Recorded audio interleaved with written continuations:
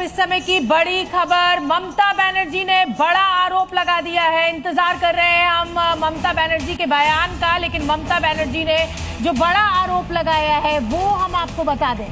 Election commission के ऊपर बड़ा आरोप ममता बनर्जी ने लगाया है। काउंटिंग सेंटर पर हमें रोका गया, वहां धांधली हुई है, ये बड़ा बयान ममता बनर्जी की तरफ से।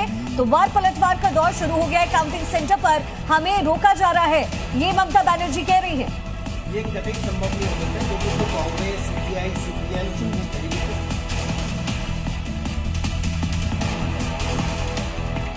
কাউন্টিং বন্ধ করে রেখে দিয়েছে এবং কল্যাণীতে ধরা পড়েছে 7টা মেশিন, যেখানে কোনো মিল নেই।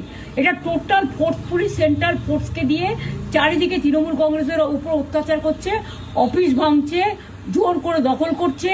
এসআইআর এর নামে আপনারা দেখেছেন ভোট লুট করেছে যাতে যে সিটগুলো জিততে পারে। কিন্তু এখনো এমন 70টা সিট আছে, 100টা সিট আছে যেগুলো আমরা এগিয়ে আছি, সেগুলো বলছে না।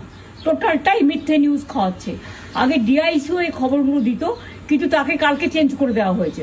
টোটালটা ইলেকশন কমিশন নিজের ইচ্ছে মতো খেলছে এবং সাথে কেন্দ্রীয় বাহিনীকে নিয়ে, এবং আমাদের পুলিশরা টোটাল মাথা নত করে কেন্দ্রীয় বাহিনীর আন্ডারে কাজ করছে।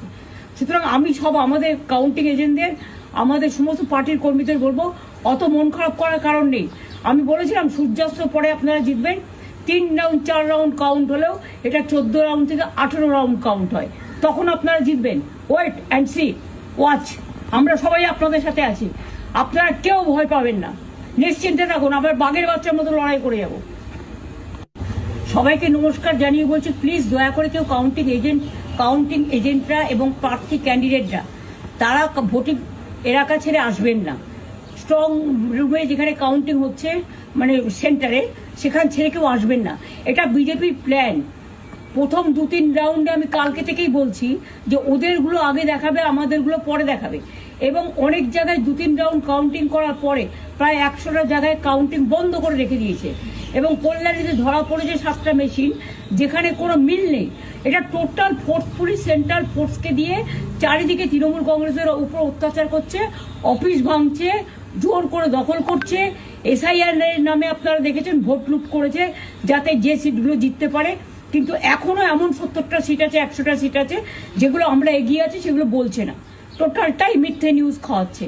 আগে ডিআইসিও এই খবরগুলো দিত, কিন্তু তাকে কালকে চেঞ্জ করে দেওয়া হয়েছে। টোটালটাই ইলেকশন কমিশন নিজের ইচ্ছে মতো খেলছে এবং সাথে কেন্দ্রীয় বাহিনীকে নিয়ে, এবং আমাদের পুলিশরা টোটাল মাথা নত করে কেন্দ্রীয় বাহিনীর আন্ডারে কাজ করছে।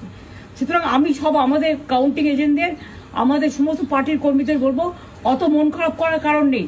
আমি বলেছিলাম সূর্যাস্তের পরে আপনারা জিতবেন।